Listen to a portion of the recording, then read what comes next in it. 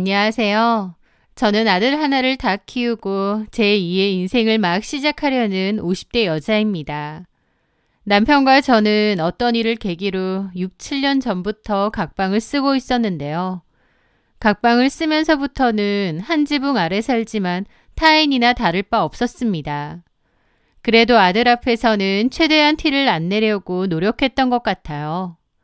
각방을 쓰는 것도 아빠가 코를 너무 심하게 골아서 어쩔 수 없이 따로 잔다고 핑계를 댔고, 둘이 있을 땐 대화도 거의 안 했지만 아들 앞에서는 그나마 대화도 하고 평범한 엄마 아빠의 모습을 보여주려 노력했던 것 같습니다.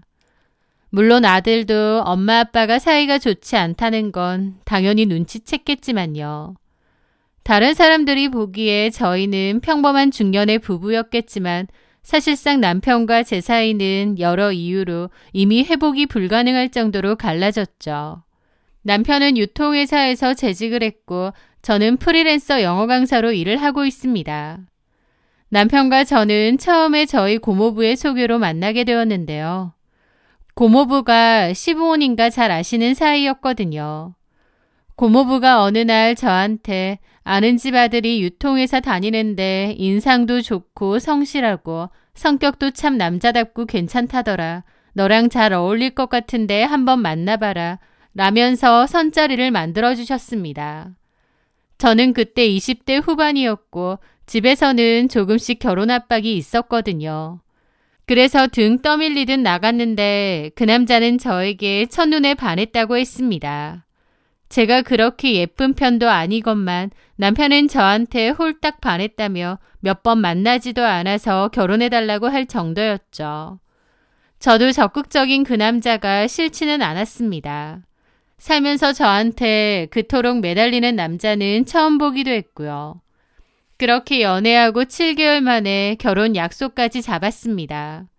저는 결혼하고 2년 정도 뒤에 아들을 가졌고 그 후에는 별다른 문제 없이 평범하고 행복하게 잘 지냈습니다.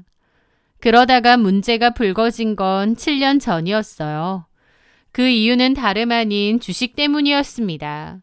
남편은 저와 저희 친정을 상대로 단단히 토라졌고 그 길로 작은 방으로 건너가 문을 잠갔거든요. 네, 정말 유치하게도 돈 문제 때문에 삐쳐서 각방을 쓰기 시작한 거예요. 제 친정오빠가 그 무렵 주식으로 돈을 꽤 많이 벌었습니다. 저희 오빠는 원래부터 재테크에 관심이 많았어서 20대 때부터 취미로 주식을 하는 사람이었어요. 당연히 많이 잃었을 때도 있고 벌 때도 있고 오르락 내리락 했죠. 그럼에도 꾸준하게 주식을 했던 사람인데 그러다가 그맘때 갖고 있는 주식들이 다 대박이 났습니다. 그 돈으로 오빠네 아파트 대출금까지 다 갚았으니 얼마나 잘된 건지 말 다 했죠. 그 소문이 당연히 남편 귀에까지 들어갔습니다. 남편은 당장 저희 오빠에게 달려가 비법을 알려달라며 닥달하기 시작했습니다. 남편은 원래도 엄청 돈돈거리고 돈 버는 것에 관심이 많은 사람이긴 한데 저희 오빠가 대박났다고 하니 이거다 싶었던 것 같아요. 형님, 저도 좀 알려주십시오. 도대체 무슨 종목을 사신 겁니까? 저도 돈 좀 벌게 같이 공유 좀 해주세요. 남편의 부탁에 저희 오빠는 너무 난처해했어요. 주식은 함부로 추천해주는 게 아니라고 하면서요. 오빠는 정말로 저희 가족들한테도 주식에 관해서는 뭐 사라 말아라 전혀 안 합니다. 그럼에도 불구하고 저희 남편은 가족끼리 그러지 말고 좋은 정보 있으면 공유 좀 하자면서 왜 형님 혼자 부자 되려고 그러시냐는 뼈있는 농담까지 하더라고요. 하도 닥달을 해대니까 결국 오빠는 우량주 몇 개를 추천해 주기도 했어요. 이런 건 안정적인 주식들이니까 꾸준하게 적금처럼 들면 나중에 좋을 거라고요. 하지만 남편은 이런 거 말고 확실한 한 방을 달라고 보챘습니다. 상승폭이 좀 크게 오르는 주식을 원한다면서요. 결국 오빠는 두 손 두 발 다 들고 그냥 재미로만 조금 해보라며 오빠가 눈여겨보는 바이오주 몇 개를 알려주었습니다. 주식이라는 게 본인이 공부도 해보고 경제에 관심도 가지면서 갖고 있는 돈으로 조금씩 해보는 건 맞지만 남이 하란다고 불쑥 올인하는 건 좀 아니잖아요. 저도 당연히 말렸죠. 하지만 남편은 요즘 같은 시대에 저금만 하는 건 바보 같은 거라면서 자기도 과감히 해보겠대요. 그리고 많이 투자할수록 이득도 크지 않겠냐고도 했고 저희 오빠가 했다면 자기도 할 수 있는 거라고 하더군요. 오빠가 주식으로 큰 돈을 번 것을 바로 옆에서 목격한 남편은 완전 눈이 돌았던 거죠. 그래서 저는 결국 그냥 갖고 있는 돈에서 조금만 해보라고 분명히 말했는데 남편은 저 몰래 대출까지 조금 받아서는 몽땅 투자를 한 거예요. 남편도 저희 오빠처럼 대박이 날 걸 기대했지만 결과는 처참했습니다.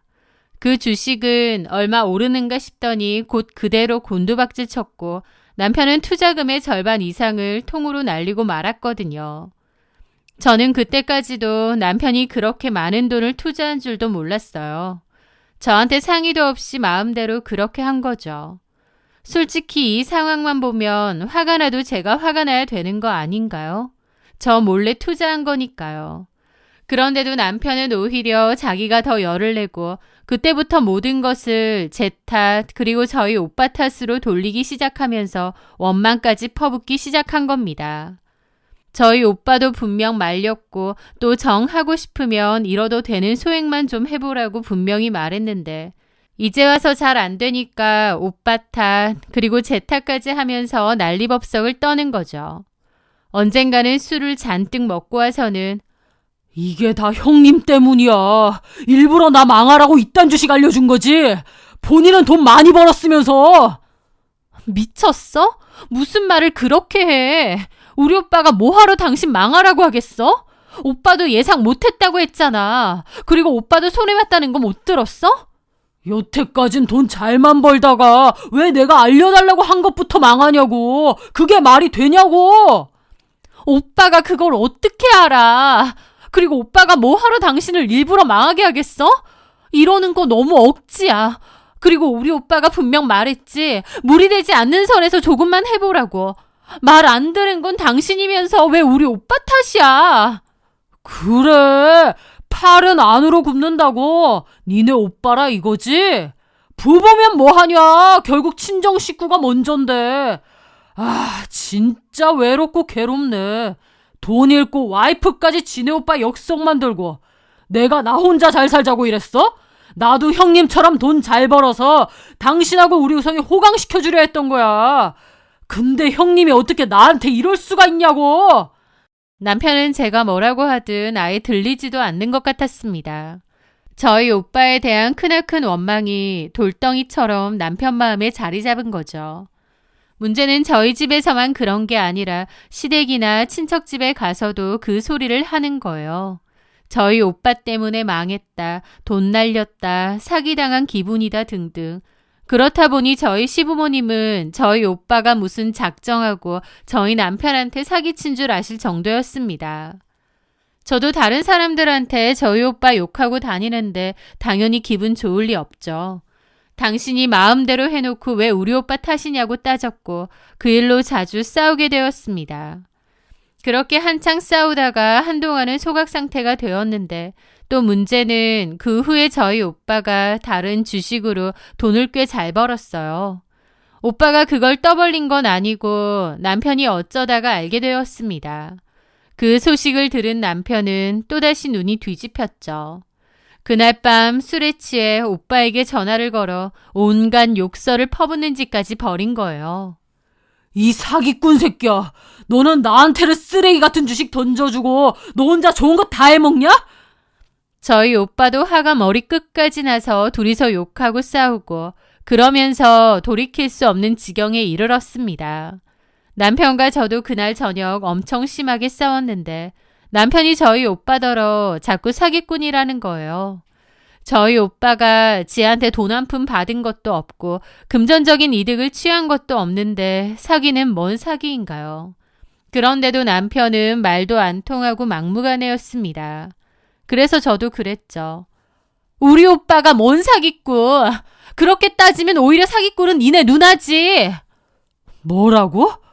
전에 급하다고 800만 원 빌려달라고 해놓고 한 2, 300 갚았나? 나머지는 왜 안 갚아? 그 뒤로 싹 입 닦았잖아. 야, 누나가 지금 사정이 어려워서 나중에 천천히 준다고 했잖아. 너도 그러라고 했고. 그게 언제적 일인데 그 뒤로 천천히 뭘 줬는데 아예 줄 생각도 없고 이제는 얘기도 안 꺼내잖아. 나는 뭐 입 없어서 가만히 있은 줄 알아? 사기꾼 같은 소리 하네. 사기꾼은 너네 누나가 사기꾼이지. 너 말 다 했어? 그렇게 저희는 집이 떠나가라 싸우게 되었고 서로의 가족에게 해서는 안 될 말까지 쏟아내며 돌이킬 수 없이 틀어져 버렸던 거죠.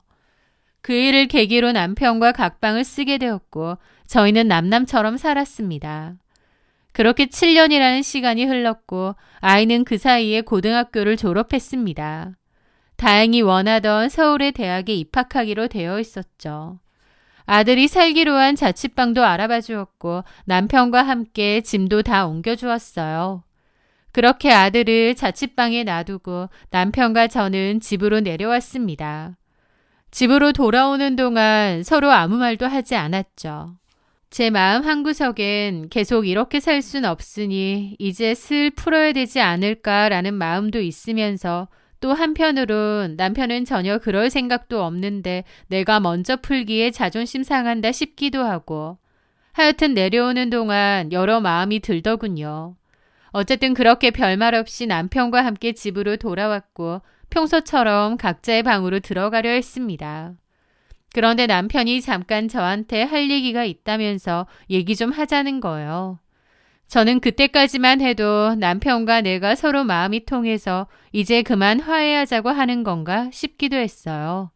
하지만 남편이 하자는 얘기는 그와 정반대였습니다. 남편은 자기 방에서 종이 한 장을 들고 와선 제 앞에 내려놓더라고요. 그 종이는 다름 아닌 이혼 서류였습니다. 그걸 받아들었는데 너무 황당한 겁니다. 저는 이제 아들도 대학 보냈고 남편과 화해하고 다시 잘 지내볼까라는 마음도 있었는데 오히려 남편은 끝을 생각했다는 거니까요. 여러 기분이 들더라고요. 아, 결국 남편과 나의 끝은 이건가 싶기도 하고 복잡한 기분이 들었던 것 같습니다. 하지만 또 한편으론 한 지붕 아래서 남보다 못한 사이로 살아왔잖아요. 서로 감정의 문이 아예 닫혔고 어쩌면 이혼이라는 게 당연한 수순일지도 몰랐습니다. 남편과 저 둘 다 말은 안 했지만 자식을 위해서 그냥 참았던 거고 이제 아들이 대학까지 들어갔으니 각자의 길로 가는 게 맞을지도 모르고요. 그래서 저는 그 이혼 서류가 놀랍기도 하면서 한편으론 별로 놀랍지도 않고 담담하기도 하고 그런 양가적인 감정이 들었던 것 같습니다. 물론 그때까지는 남편이 이혼하자는 이유가 저랑 같은 마음에서였는 줄 알았기 때문이었죠. 남편에게 다른 꿍꿍이가 있었다는 걸 전혀 몰랐고 그저 저랑 같은 마음으로 이 사람도 많이 지쳤구나라는 생각이었던 겁니다. 이혼 서류? 이혼하자는 거야? 그동안 많이 참았어. 우성이도 고등학교 졸업했고 따로 사니까 이제 아빠로서의 내 역할도 다 끝난 것 같다. 이혼하고 각자 인생 사는 게 맞지 않나 싶어. 사실 했어도 진작 했어야 되는데 너무 오래 걸린 거지. 남편의 말에 저도 여러 감정이 들었지만 별다른 말은 하지 않았습니다. 저는 고개를 끄덕이며 말했어요. 그래, 무슨 말인진 알겠는데 조금 갑작스럽긴 하네. 어쨌든 정리할 것도 많고 각자 생각할 시간을 좀 가졌으면 해. 당장 이혼하는 건 좀 아닌 것 같고 하여튼 나도 생각해 볼게.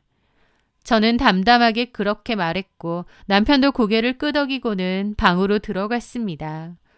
남편은 이혼 서류에서 자기 부분은 다 채워놓았더라고요.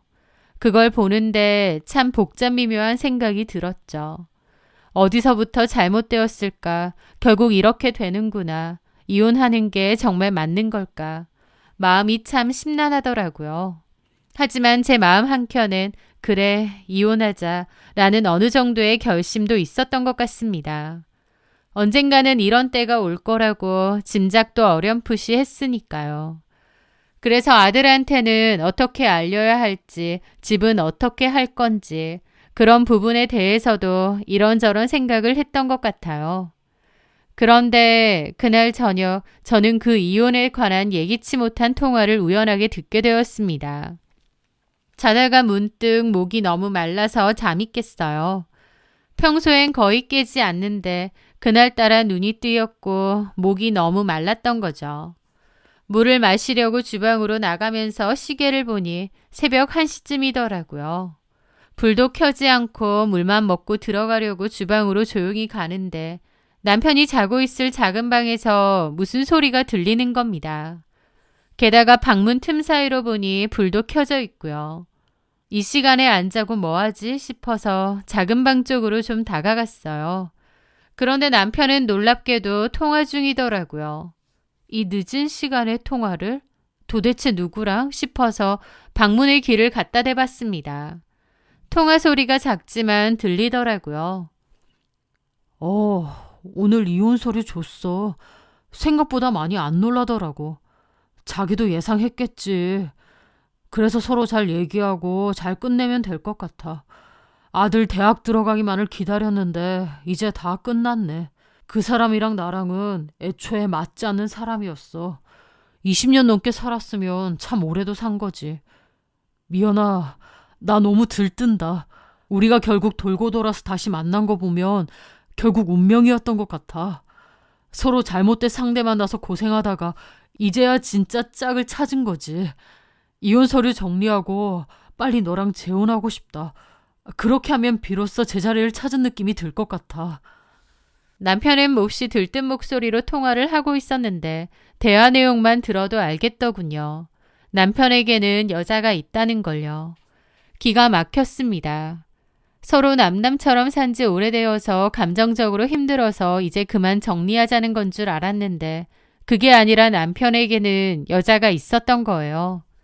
저는 일단 조용히 제 방으로 들어왔습니다. 아무리 생각해도 이건 아니다 싶었어요. 어차피 이혼할 생각이긴 하지만 서로 마음이 정리돼서 끝내는 것과 남편이 바람을 피워서 이혼을 한다는 건 천지 차이죠. 그동안 다른 여자랑 만나고 있었다고 생각하니 너무 괘씸하고 화가 나더라고요.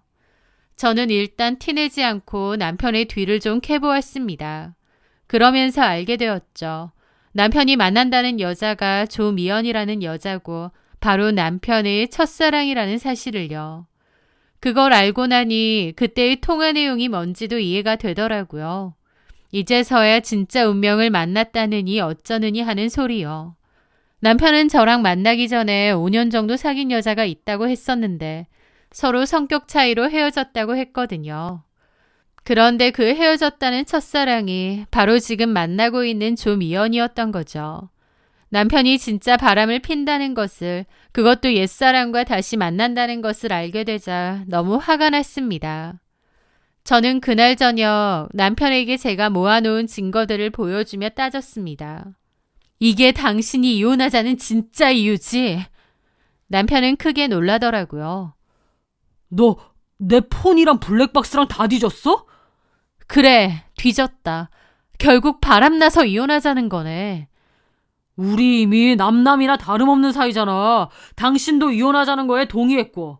그건 당신이 바람 폈다는 걸 몰랐을 때나 하는 얘기지. 이제는 얘기가 다르지.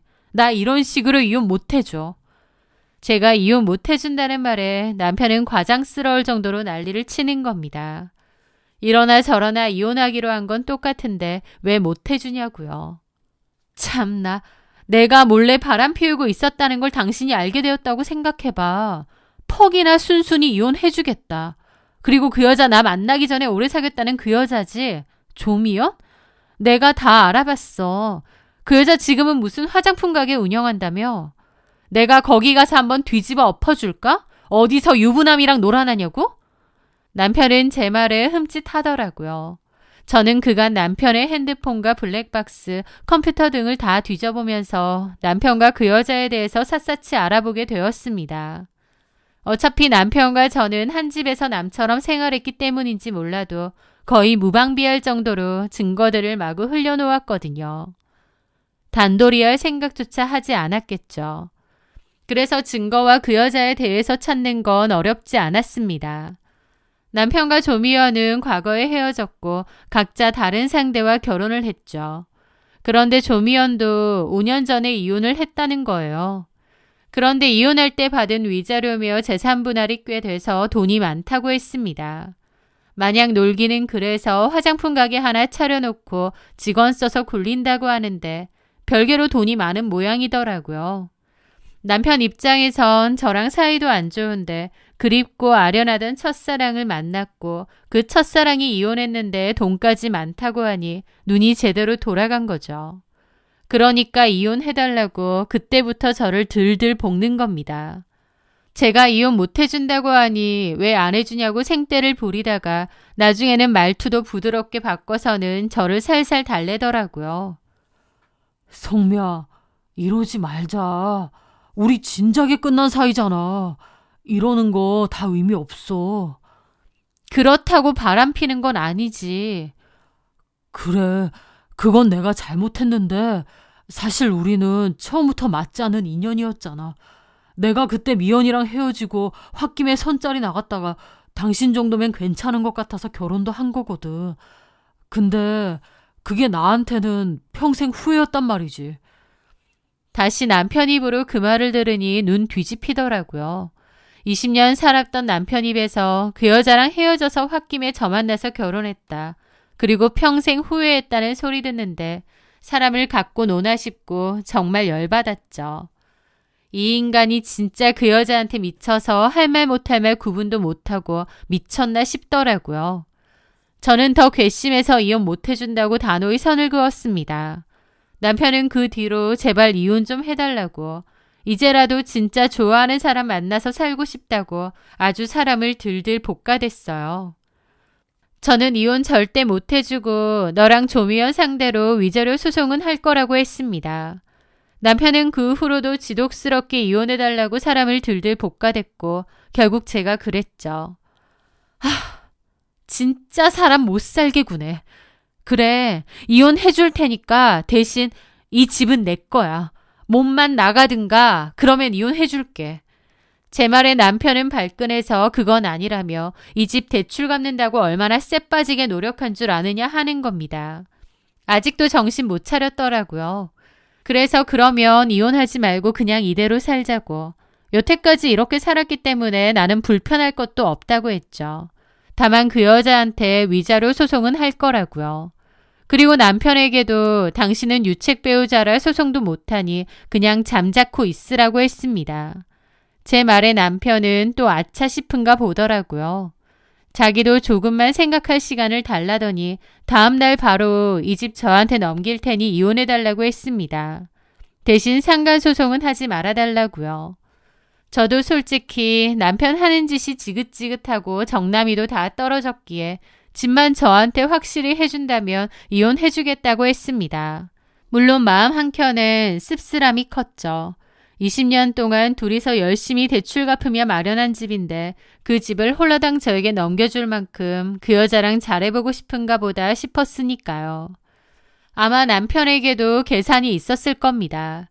사랑 하나만 보고 물불 없이 달려들 만한 나이는 아니었죠. 조미연이 돈 많은 이혼녀다 보니 그쪽으로 갈아타는 게 자기한텐 더 나을 거라는 판단이 들었을 겁니다. 어쨌든 그렇게 협의하에 이혼을 하기로 하고 법적인 조정 기간까지 최소 기간으로 끝이 났습니다. 아들에게는 아빠가 바람폈다는 말을 하면 너무 상처가 클 것 같아서 오랜 성격 차이로 이혼했다고 이해해달라고 했습니다. 아들에게 티내지 않으려 했다 해도 엄마 아빠가 사이가 썩 안 좋다는 정도는 알았기에 이혼 소식도 수긍하더라고요. 그렇게 저는 집을 받고 남편은 몸만 나갔습니다.